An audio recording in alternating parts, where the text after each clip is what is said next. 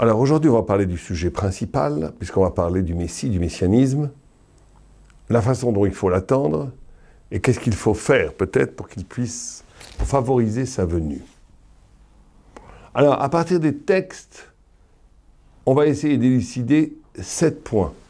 Ces 7 points, ce n'est pas anodin, ce n'est pas que le chiffre 7 qui est la clé du temps, c'est toi, l'intérieur, la plymouth, droite, gauche, devant, derrière, en haut, en bas. Et donc c'est la totalité de l'être qui est tendue vers l'attente messianique. Alors en commençant par toi, par soi. Et donc le premier fondement, c'est que l'attente du Messie et ce qui déclenche l'espérance messianique et ce qui provoque, favorise la venue du Messie, elle est avant tout, essentiellement intérieure.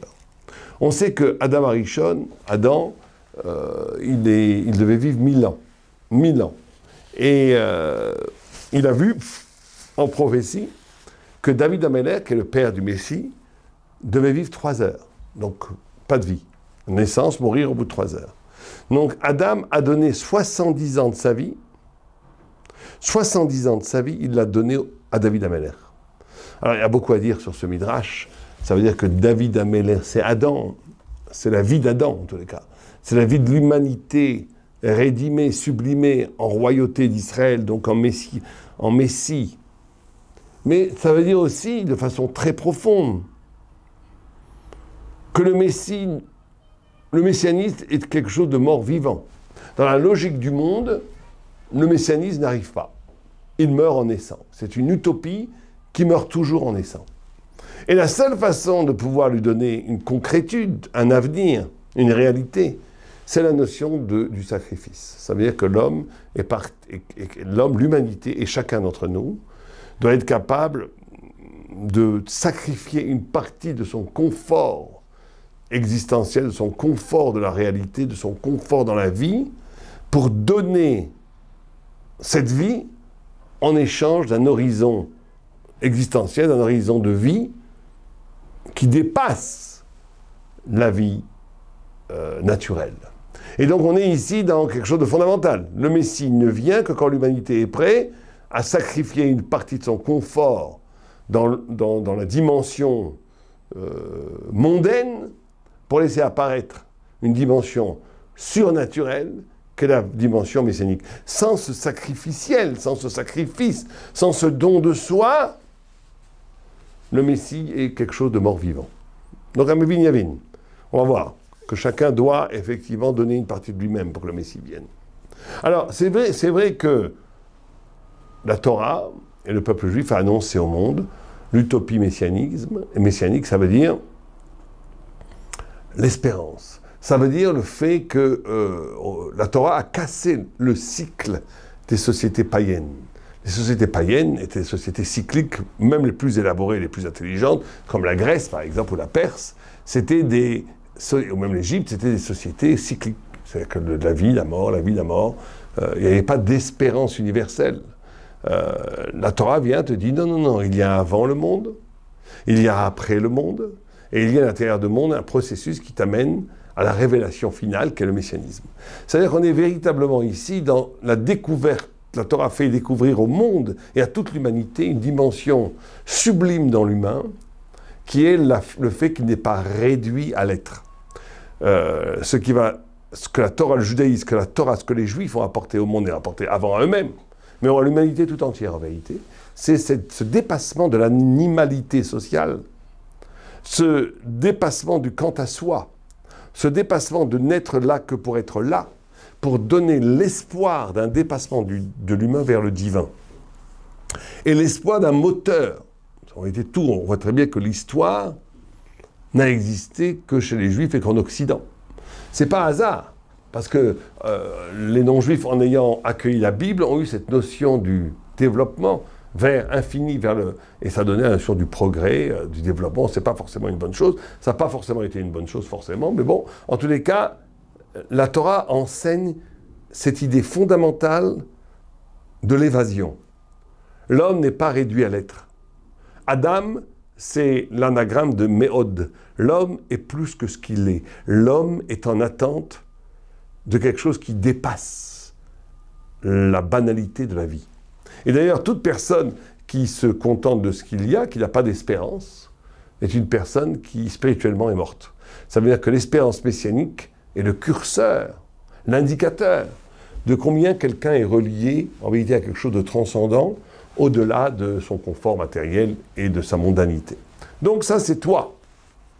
L'intériorité de chaque personne doit se mesurer à ce défi d'espérance, à cette attente de la vérité, à cette attente du dévoilement divin et à cette poésie proprement humaine et juive que l'homme voit dans la vie en même temps quelque chose de merveilleux, on va en parler, en même temps quelque chose qui n'est pas suffisant. Le monde, dans sa banalité, cache, est une écorce, une dimension de lumière, d'infini divin qui nous est cachée et que la lumière messianique va dévoiler. Et cette espérance de cet infini, de cet absolu, de cette luminosité divine, c'est le reflet de l'âme de chaque juif et en vérité de chaque humain au plus profond de lui-même. Donc ça, c'est le numéro du centre. Toi, nous-mêmes, l'intériorité, l'homme se doit d'être dans une optique, et ça donne en vérité, quand on vit comme ça avec l'espérance messianique, ça donne une force incroyable. Ça donne une force qu'il n'y a pas d'absolu dans le matériel. Le corona, pas le corona, l'argent, pas l'argent, les affaires marchent moins bien. Bon, tout ça est un peu embêtant, un peu gentil, un peu sympa, ou pas sympa, ou sympathique ou antipathique, c'est pas grave. On est dans une autre dimension. On est dans une dimension où la chose essentielle, c'est la vérité, c'est l'infini, c'est le rapport à Dieu, c'est le rapport à l'émancipation des forces mystiques, spirituelles, intellectuelles qui sont en moi. Et tout le matériel qui m'entoure, c'est bon, c'est sympathique, mais ce n'est que la pièce de théâtre, ce n'est que le théâtre extérieur, que le décor d'un théâtre pour me permettre d'advenir et pour permettre à l'humanité d'advenir. Un juif authentique, un tzaddik tamid chacham, ne donne jamais à la matière, à l'être, un poids qui peut dévaster son âme, ou le rendre malheureux, ou le rendre... Non, tout ça n'existe que partiellement. Alors, ça c'est la dimension intérieure d'une espérance messianique qui transfigure la position du confort bourgeois pour être dans l'espérance. Et ça c'est le début de l'humanité, le début de l'être juif. Alors, autour de soi, il y a 6 dimensions. Les 4 points cardinaux, le haut et le bas. Alors on va commencer par le haut et le bas. Le haut et le bas, c'est une marloquette en vérité, entre Rav et Shmuel. Est-ce que le Messie, quand le Messie va venir, très souvent dans la Gemara, plusieurs fois, presque 10 fois dans le chasse, la Gemara nous dit que Shmuel pense, et on voit que c'est une marloquette avec Rav, que quand le Messie viendra, pas grand-chose changera. Enfin, en vérité énorme, mais en tous les cas, il n'y aura pas une irruption surnaturelle. Il y aura toujours des riches, des pauvres, il y aura toujours des règles de la nature, il y aura toujours de l'argent. Simplement, il y aura 2 choses qui changeront, qui sont énormes. C'est qu'il n'y aura plus de shi'abud malchuyot, c'est-à-dire qu'il n'y aura plus de guerre entre les nations, et il n'y aura plus d'aliénation d'un peuple par rapport à notre peuple. Et il y aura surtout la révélation de la vérité. C'est-à-dire que de la même façon que nous, on sait que la Torah, c'est la vérité, le monde entier saura que la Torah, c'est la vérité. Et donc, la Torah, la vérité, la parole de Dieu ne sera plus bafouée comme elle est aujourd'hui, avec toutes sortes de théories, d'idéologies contrecarrant les vérités de base que la Torah exprime. Et donc, ça, c'est la vue de Shmuel. Rav pense que non, il y aura une métamorphose totale de l'être. L'être va s'élever à un niveau spirituel où la loi organique, la loi rationnelle, va être abolie pour être remplacée par une loi spirituelle. Et donc, c'est une immense marloquette. Une immense marloquette entre Rav et Shmuel, parce que cette marloquette, elle a à voir avec le statut non seulement du Messie, du messianisme, mais avec le statut du réel et le statut du spirituel. Pour Rav, le réel est un écran à la vérité. Le Messie, c'est une brisure de cet écran pour faire apparaître une économie, une logique du réel, une logique de ce qui est en soi vrai, qui en vérité fait exploser toutes les références et les normes du monde rationnel tel qu'on le connaît. Shmuel pense le contraire.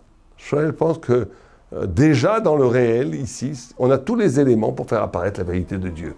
Et donc c'est une immense marloquette.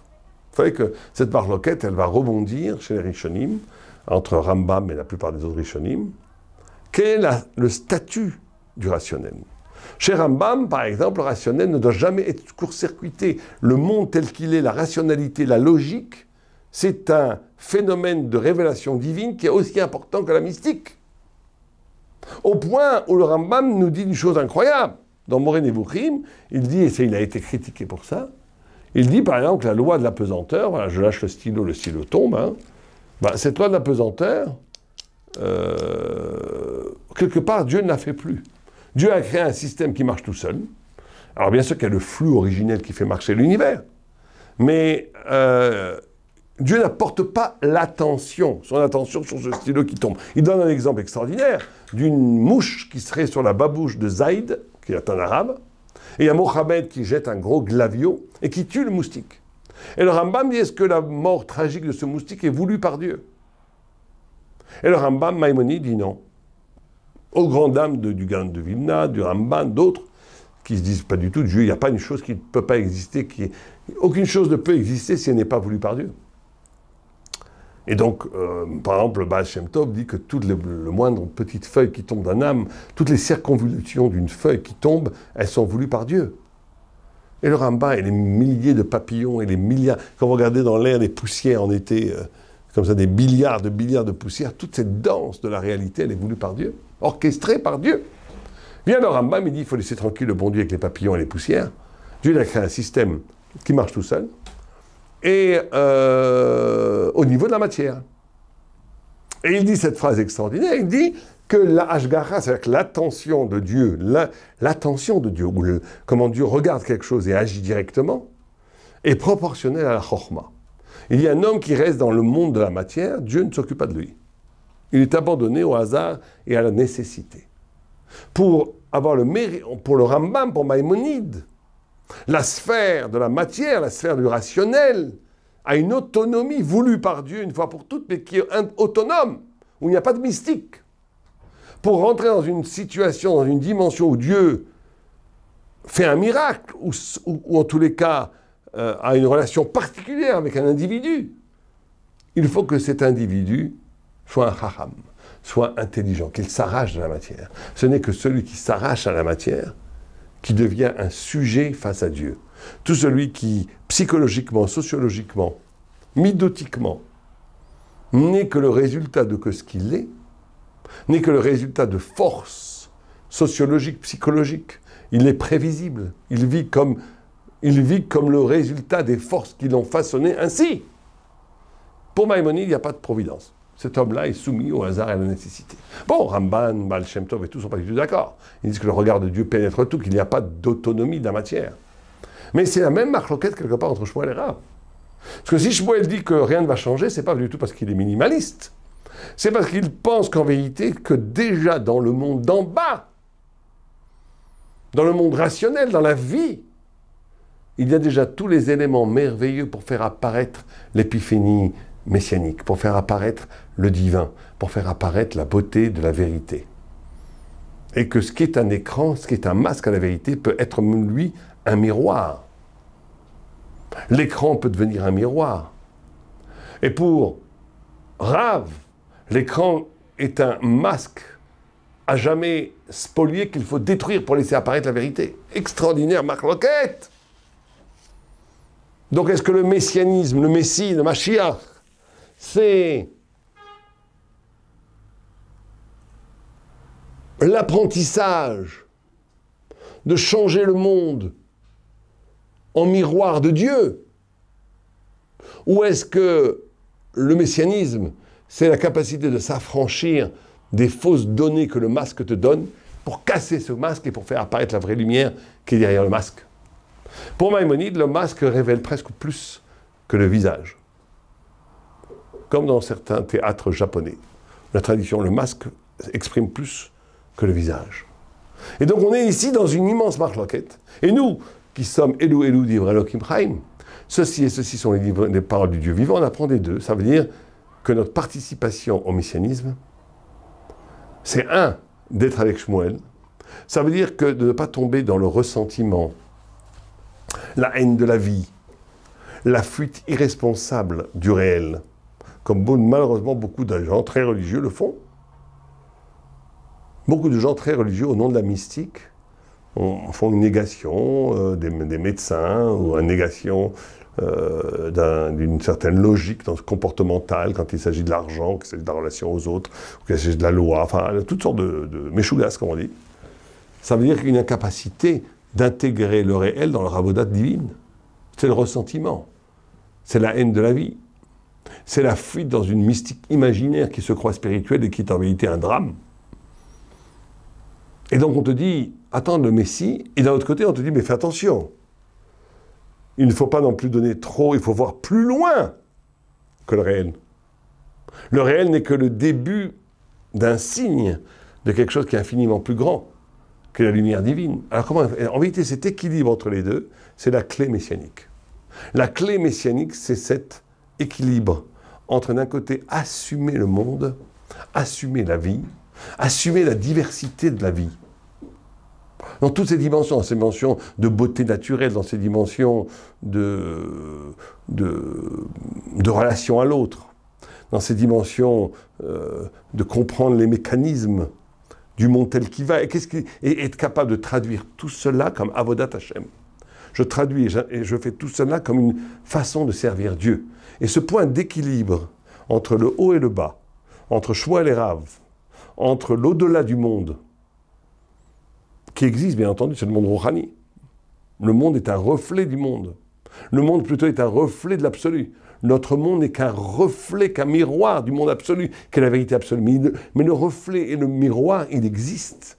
Et sans lui, on tombe dans une sorte de délire. On n'a pas accès au monde spirituel.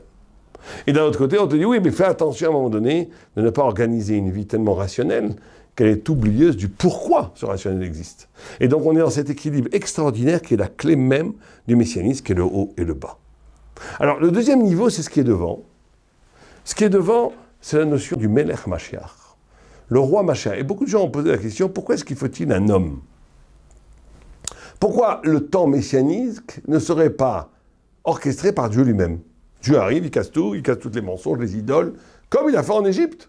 En Égypte, c'est Dieu qui a tout fait, au point que Moïse n'est même pas nommé dans la Haggadah pour qu'on ne vienne pas croire à un moment donné que Moïse a eu part par des puissances occultes ou par son charisme ou par autre chose, que c'est lui qui a participé, que c'est lui qui a provoqué la libération du peuple juif d'Égypte.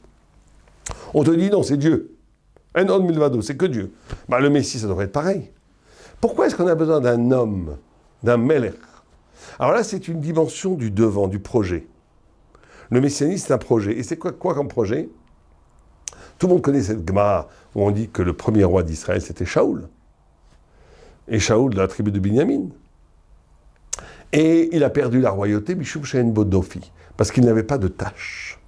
Il était parfait généalogiquement parlant. Il n'était que de noble ascendance. Et tout le monde pose la question, et qu'on a pris David Améler, qui lui, par contre, à part Yehuda, il venait de Yehuda, qui était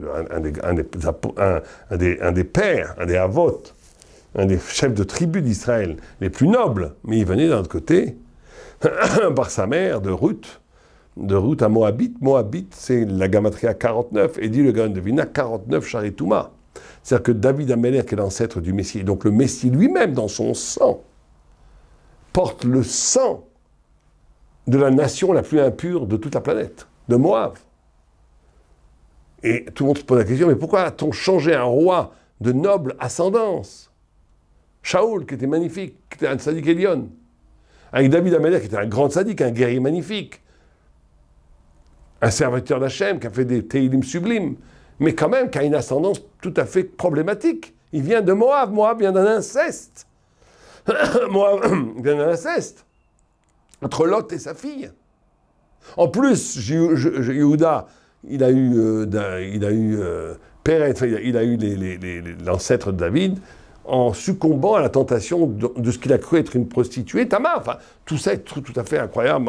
Ça n'a pas l'air très cachère, tout ça. Pourquoi est-ce que ça passe comme ça, le Messie? Alors, la Kabbalah nous dit, c'est pour une question très difficile à comprendre, on fera peut-être un cours dessus, c'est pour empêcher le Satan de s'opposer, donc, quelque part, il y a une sorte de jeu qu'on fait avec le mal, Mais il faut expliquer, c'est pas du tout comme les gens l'expliquent, c'est pas qu'on a besoin, en od milvado, Dieu est plus, le Satan n'existe pas devant Dieu, c'est pas qu'on a besoin de tromper le Satan pour que le Messie puisse venir. Dieu, il fait venir le Messie comme il veut. On expliquera ça sûrement dans un autre cours. Mais en tous les cas, l'idée fondamentale pour nous en termes de messianisme, c'est que parce que le Messie doit être celui qui doit être capable de transformer les ténèbres en lumière. Shaoul est tombé de la royauté parce qu'il n'avait pas de tâche, parce qu'il était trop parfait. Celui qui est trop parfait, c'est magnifique, mais il ne peut pas être le Messie. Le Messie sauve le monde. Comme il sauve le monde, il est capable d'aller de toute chose qui est mal, qui a l'air mal, il peut la transformer en bien parce que en od milvado, parce que la royauté, le malchut, est la preuve que la divinité est partout. Et donc il peut transformer le mal en bien, les ténèbres en lumière, l'ordure en or. Il est capable comme exemple, David Ameller ne dit pas « je prie », il dit « anit fila », je suis une prière. Ça veut dire qu'il prend par exemple l'horreur du znout, se laisser aller corporel, continuel, tout le temps draguer, faire des bêtises toute sa vie. Et Moab, c'était les rois du znout, les Moabites. Il prend cette sensualité et il la transforme en prière. Quand David il prie pas qu'avec son cœur ou avec son âme. Il prie avec son corps, excusez-moi du terme, il prie presque en faisant un orgasme. Il prie avec le corps en délice vers Dieu. Il transforme la libido en prière. Ça, c'est le Messie. Celui qui est capable de tout transformer. Alors, il faut bien comprendre les choses de façon un peu plus précise. Certains vont vous dire, aujourd'hui, le Messie, on est en Israël et tout, il faut rejoindre le monde, il ne faut pas rester enfermé dans les yeshivot, il faut pas fuir le réel et tout, et tout, et tout. Bon, c'est très naïf, c'est une naïveté incroyable. Alors, les gens qui font ça, la plupart du temps, ils ne deviennent pas des grands de la Torah, ils ne deviennent pas des tzadikim, ils deviennent des bons juifs, bon, mais ils ne deviennent pas des gens qui sont capables de transfigurer le monde. Ce qui est capable, ce qui peut former la puissance, l'énergie d'une transformation du monde, c'est ce qu'on appelle Atmada Limud, l'étude acharnée, et la tfila jusqu'à la mort. Ça a toujours été les armes, même de Jacob déjà. Quand Jacob il prie, et qu'il parle de son épée, de son arc, il parle de son étude de la Torah et de la tfila. L'étude de la Torah, mais à un niveau absolu, et la prière à un niveau aussi absolu, vont donner une sorte d'énergie, que celui qui étudie la Torah toute la journée, à fond, il a une superbe énergie. Il a une super énergie.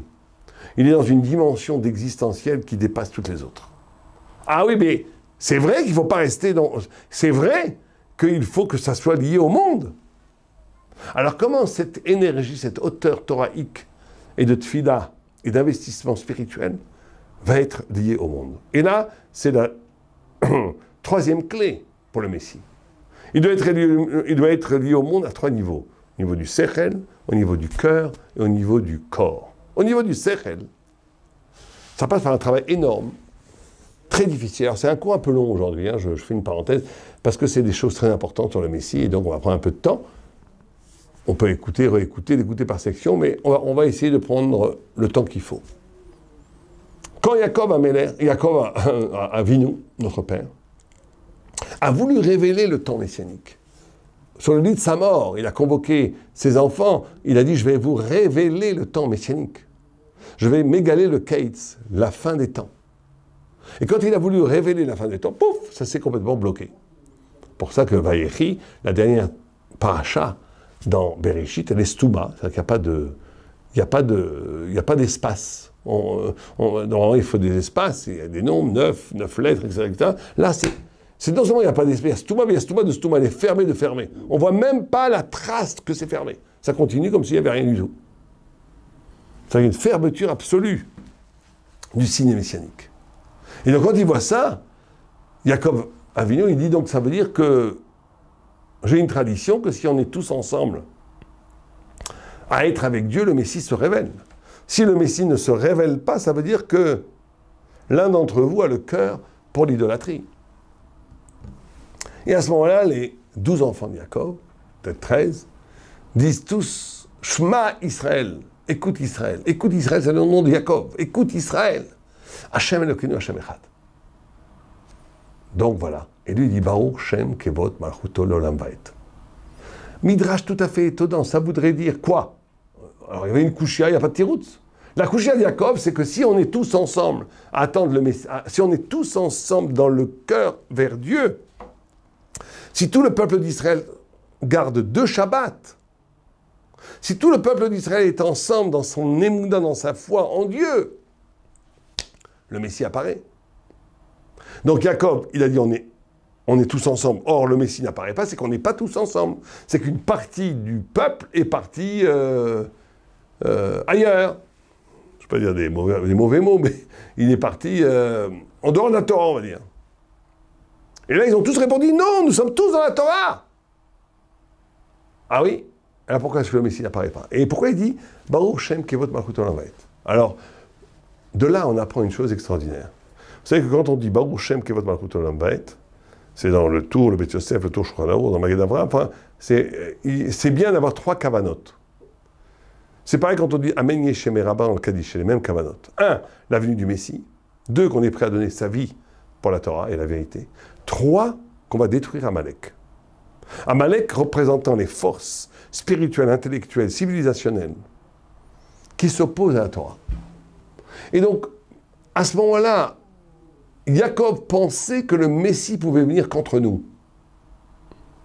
Il a vu qu'il a cru à un moment donné que si le Messie n'apparaissait pas, c'était à cause des Juifs, à cause de nous. Il a vu non, tous les Juifs étaient ensemble. Il a compris quelque chose.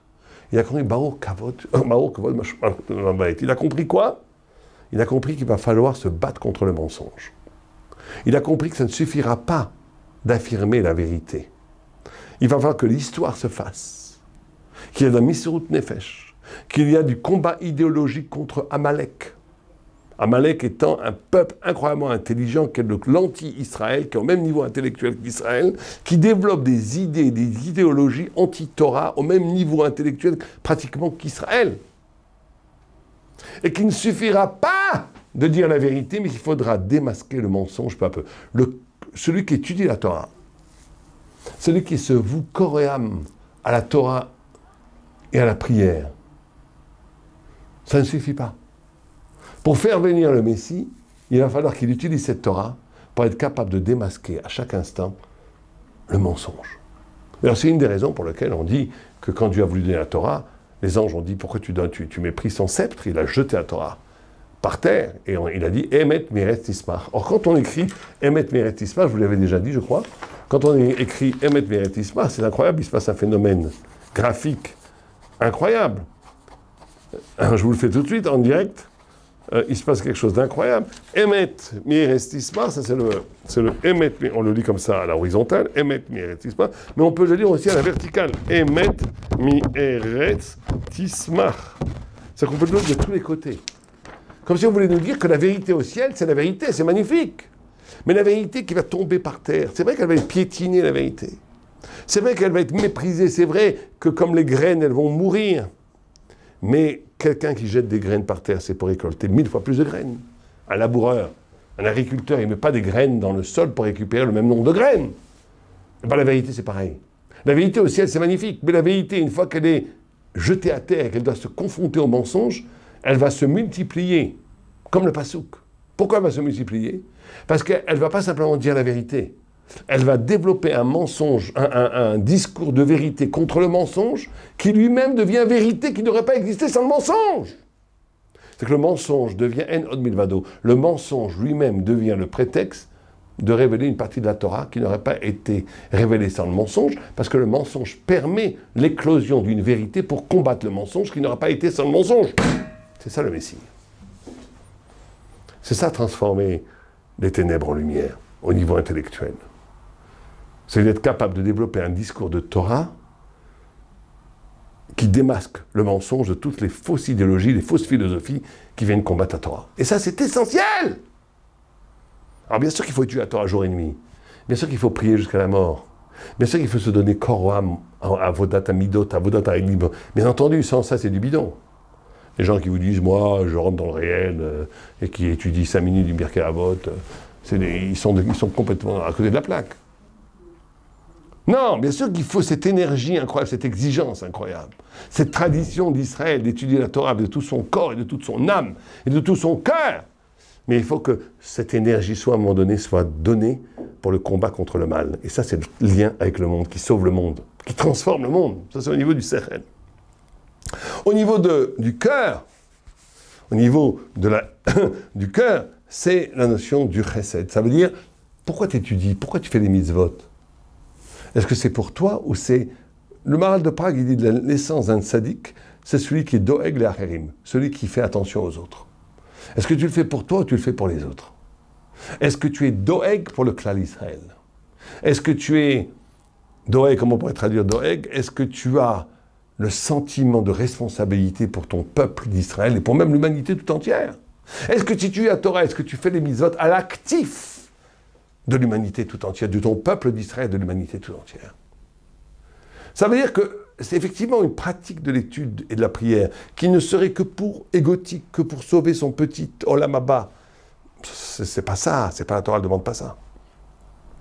La Torah, elle demande que tu sois, toi, responsable de toute l'humanité, de ton peuple d'Israël, que tu aies un amour infini pour le peuple d'Israël et que tu fasses des mitzvot pour lui, pour Dieu et pour lui. Ça sauve le monde. C'est ça, infiniment plus fort que tout. Et au niveau du corps, c'est encore pas moins important, c'est la notion, justement, de faire partie du corps glorieux d'Israël. Ça veut dire abolir les clans. Ce qui tue le messianisme, le Messie, c'est les clans. Quand on dit « we want Mashiach no », mais qu'on veut que... on croit qu'il n'existe que nous, ça ne fait pas bien le Messie, au contraire, ça l'éloigne. Le Messie, et quand on a l'équipa tricotée contre l'équipa noire, les contraires et tout ça, ça ne fait pas bien le Messie, ça l'éloigne. Am Israël est un. Une fois, quelqu'un est venu me voir, il m'a dit, à propos d'un autre bonhomme, il me dit « Ou Michelanu ?» J'ai tout de suite compris ce qu'il voulait dire. Est-ce qu'il est haridi comme nous, à toi et moi, chapeau, barbe, bon, on a le chapeau là-bas. Ça, il voulait dire par là, est-ce qu'il fait partie de notre clan? Et moi, j'ai joué l'idiot, oui, les juifs. L'autre, il m'a pris pour un fou. Mais ça veut dire quoi? Alors je vais être très précis sur ce point-là. Hein.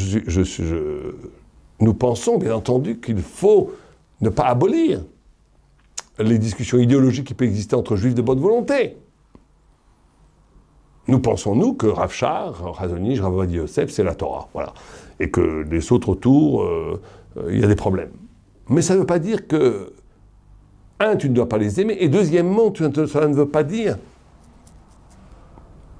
que ça doit faire une rupture de responsabilité, d'amitié, d'amour.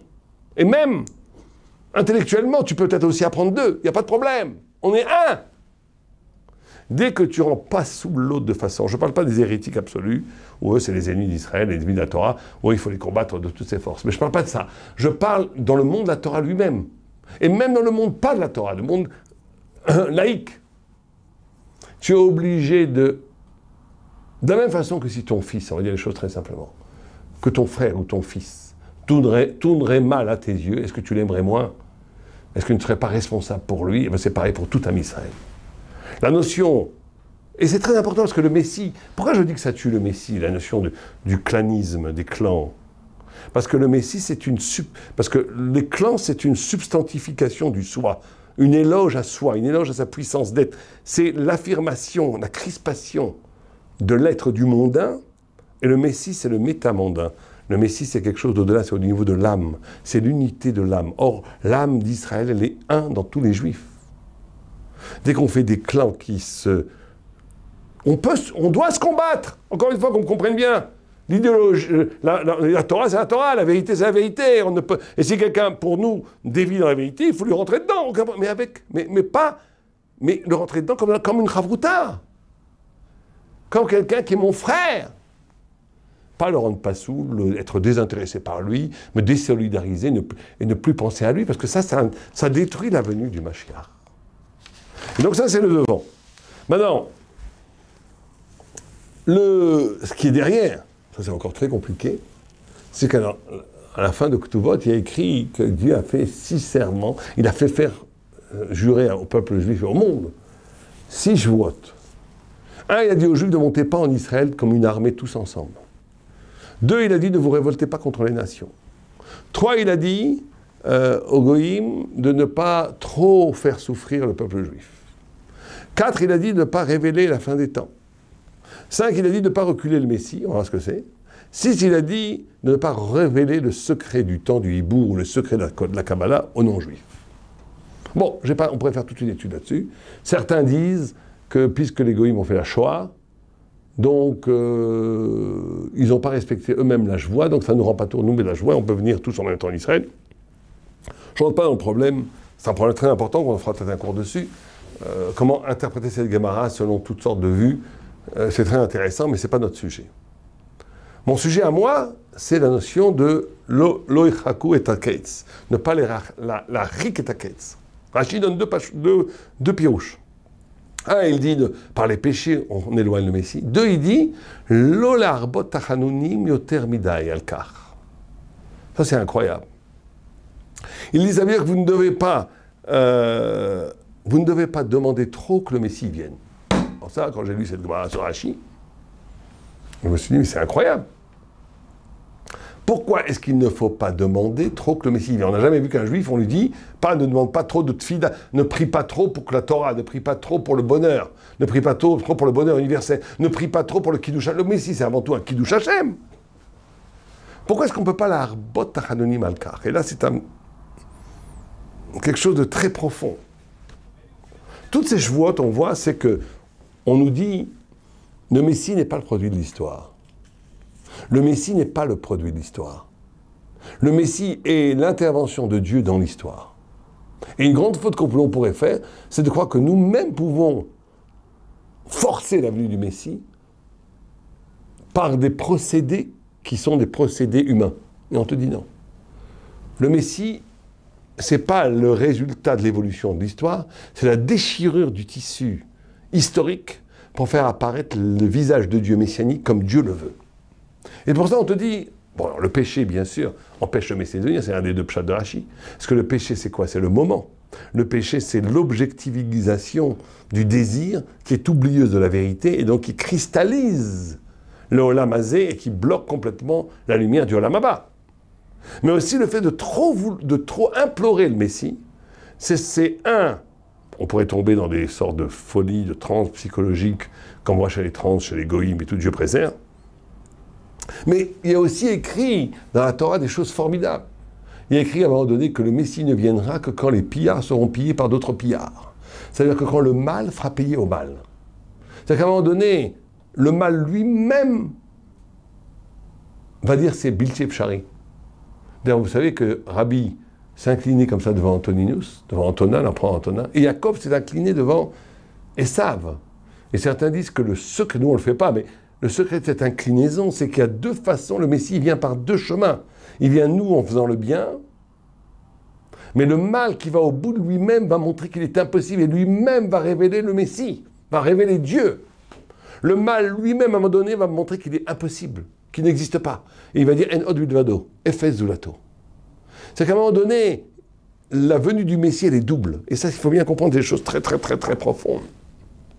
On a dit, cette marloquette, d'après Rav, l'histoire se joue en haut. Ça veut dire, vous faites une mitzvah, bon, vous mettez une brique, une deuxième mitzvah, une brique en haut. Et le monde va comme il va, comme un écran, comme une sorte de masque. Et à un moment donné, la pesanteur de ce qu'on a construit en haut va venir et s'effondrer comme le temple qui va descendre du ciel et faire apparaître la vraie vérité.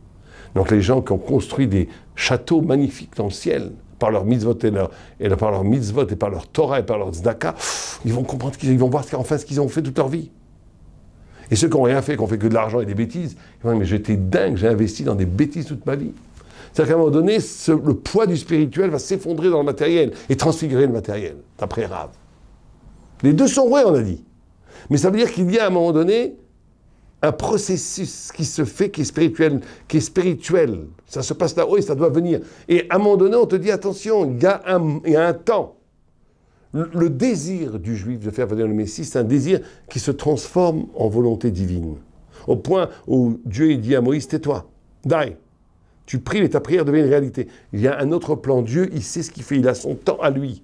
Et donc, attendre le Messie, c'est aussi s'ouvrir à un horizon de la vie, de l'espérance, où à un moment donné, tu accueilles la volonté divine. Tu ne projettes pas simplement, toi, ton désir. Yoter Midai, bien sûr qu'il faut prier, mais pas Yoter Midai. C'est une idée fondamentale. Vous savez que quand Yoshua ben Levi, il a rencontré Eliyahu Hanavi, il a dit, quand est-ce qu'il vient le Messie? Et il lui a dit, mais va lui demander toi-même. Il dit, où est-ce qu'il est? Ta carte, c'est une marloquette, qu'est-ce que c'est? C'est intéressant, c'est la même marloquette. Un, il dit, c'est les portes du Gan Eden, Rashi amène cette pshat, et d'autres commentaires disent, c'est Rome. Alors prenons le cas de Rome, le Maharal de Prague prend le cas de Rome. Et donc il va à Rome, et il dit, comment il est? Il dit, parmi les mendiants sont assis par terre, ils enlèvent leur pansement, il est tout plein de maladies sur la peau. Les autres mendiants l'enlèvent comme ça vulgairement, lui, il enlève, il se couvre, il est de Sanoua, et tu le reconnaîtras comme ça. Et il demande au Messie, mais quand est-ce que tu viens, Mar? Et lui, il dit, Bar Lévaï, fils de Lévi. Il assure comme ça devant la Maba d'ailleurs. Fils de Lévi, je viens aujourd'hui. Super, il se prépare. Et le Messie ne vient pas aujourd'hui. Il rencontre Eliyahu Hanavi plus tard, il dit, mais il m'a menti le Messie. Et Eliyahu Hanavi dit, non, il a dit, il viendra aujourd'hui si vous m'écoutez, si vous faites la Torah. C'est que la spiritualité construit l'histoire. C'est la Torah, l'écoute de la Torah qu'amène le Messie. Ce n'est pas un désir excessif que Yoter Midai qu'amène le Messie. Mais le Maharal de Prague, il pose la question, il dit, mais comment ça se fait qu'il est à Rome? Pourquoi est-ce qu'il n'est pas au Kotel? Et il dit cette idée, il dit, parce que le Messie n'est pas le processus, le résultat d'un processus historique. Rome, c'est ce qui va détruire, Rome, l'Occident, et ce qui a détruit toutes les valeurs, toutes les formes compréhensibles du monde. On arrive aujourd'hui, et on en est très proche aujourd'hui. Rome est la civilisation qui détruit la vérité de façon tellement forte qu'elle n'existe plus. Il n'y a plus de femme, la femme, le trouble des genres. Là, la femme peut devenir un homme peut devenir une femme. Il n'y a plus rien, l'avortement peut tuer des gens pour ton confort. Il n'y a plus rien. C'est-à-dire qu'on détruit toute valeur. Il n'y a plus que la liberté, il n'y a plus rien. Or, il dit que le Messie va naître justement, va pouvoir naître à partir du néant.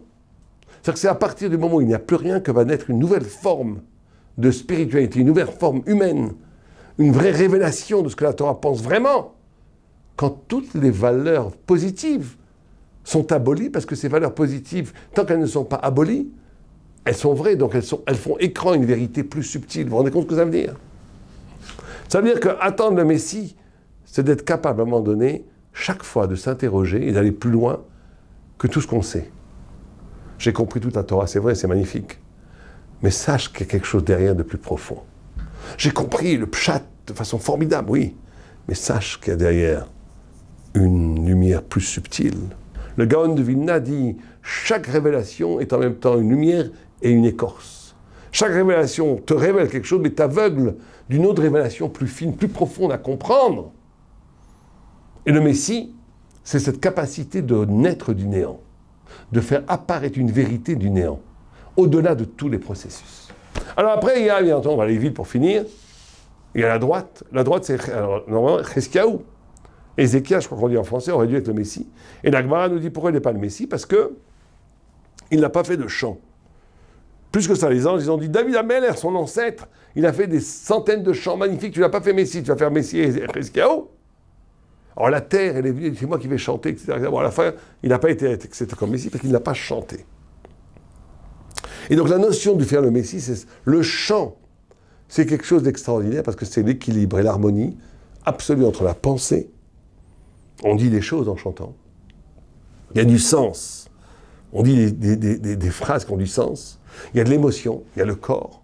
Et il y a l'harmonie entre une unité absolue entre toutes ces dimensions. C'est-à-dire qu'une des façons de faire venir à droite le chesed, le Messie, c'est d'accepter cette harmonie totale entre l'esprit, l'émotion et le corps. Et à gauche, pour finir, la 7e dimension, c'est la notion de la Gvoura, du din. Or, la Gemara nous dit que le Messie viendra au bout de 7 ans. Première année, des flèches de famine. Deuxième année, famine. La famine va s'arrêter. Non, première année, pardon, dérèglement climatique. Il pleuvra là où il ne faut pas pleuvoir, il pleuvra pas où il faut qu'il pleuve. Deuxième année, flèche de famine, le début de la famine. Début de la pauvreté, crise économique. Troisième année, famine très très dure, avec des tzadikim, des saints qui meurent, et l'oubli de la Torah. Quatrième année, ça revient un peu. Cinquième année, c'est l'abondance. Sixième année, il y a des voix qui éclatent, qui annoncent le Messie. Septième année, guerre, et le Messie, il vient. Ça veut dire qu'il y a une dimension dans le Messie où toutes les forces de Gvoa, de Nekama, c'est-à-dire que le Messie, c'est pas simplement tout doux, tout rose. Il va falloir aussi soumettre les forces nationales, internationales, les forces mondiales qui vont contre la Torah, contre Dieu. Il va falloir les combattre et les faire plier par rapport à la vérité de Dieu. La force messianique va être capable de faire plier.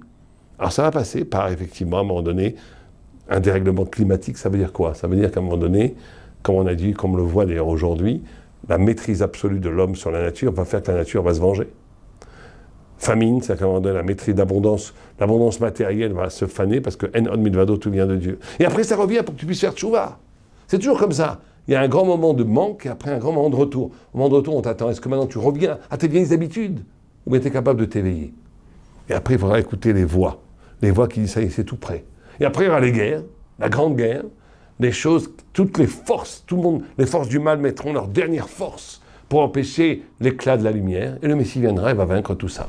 Et va apparaître la lumière. Donc, pour résumer, nous avons nous-mêmes, au niveau existentiel, pour faire venir le Messie, attendre le Messie et le faire venir, commence avant tout par une première question, toi, centré. Est-ce que toi, centré, dans l'attente d'une vérité plus haute, dans l'espérance d'un dépassement, dans la non-satisfaction bourgeoise d'une vie limitée à la vie que tu vis? Est-ce que tu es dans l'espérance de la grandeur? Premier point. Deuxième point, le haut et le bas. Ne pas être dans le ressentiment, ne pas être dans la haine de la vie. Mais ne pas, au contraire, de prendre cette vie, comme Shmuel le dit, et la magnifier comme le miroir de la présence de Dieu. Que le masque devienne le miroir. Mais d'un autre côté, on te dit, fais attention, ne t'accommode pas trop facilement du monde. Sache qu'il y a une immense lumière derrière le monde, dont le monde peut être l'occasion d'être révélé. Troisièmement, advenir. Est-ce que tu es capable de transformer tes ténèbres en lumière? Est-ce que tous tes défauts, toutes tes fautes, tout ce que nous avons fait avant, et toutes nos forces négatives, est-ce qu'on est capable de leur donner un sens thoraïque? Quand on fait ça, on fait venir le Messie. Et après, est-ce que derrière, on est capable d'accueillir la volonté de Dieu au-delà de nos désirs? Est-ce qu'on est capable d'avoir cette humilité juive, de dire à la fin, je ne comprends pas tout, mais c'est Dieu qui veut, c'est Dieu qui fait, je ne peux pas forcer les choses, c'est là. Accepter, mais donner un sens à cette acceptation. Pas accepter passivement, mais donner un sens à cette acceptation en comprenant qu'il y a l'éruption du Messie, c'est l'éruption d'une nouvelle forme qui vient du néant et qui ne peut pas être la production même de ce qu'il y a le plus noble dans les formes déjà présentes. Sixièmement, es-tu capable de chanter? Ça veut dire d'harmoniser ton cœur, ton corps et ton esprit pour glorifier l'Éternel. Et dernièrement, es-tu capable de faire de la justice? As-tu le courage de te battre contre tous les mensonges, toutes les forces qui s'opposent à la vérité, à la révélation divine? Amevin Yavin, vers le Vayalenu. Les éditions Torah Box, c'est des dizaines et des dizaines de livres pour les petits comme les plus grands, sur tous les sujets de la vie juive et abordés de manière accessible à tous. Paracha, histoire pour les enfants, construction personnelle, couple, Shabbat, fête juive, biographie. Chaque mois, c'est 2 nouveaux livres édités, vendus au prix les moins chers du marché et livrés partout dans le monde. Il vous suffit de les commander sur le site Torah Box à tout moment, pour les offrir à votre communauté, à vos proches ou pour renforcer vos connaissances avant les fêtes. Les éditions Torah Box, des livres sur mesure pour vous.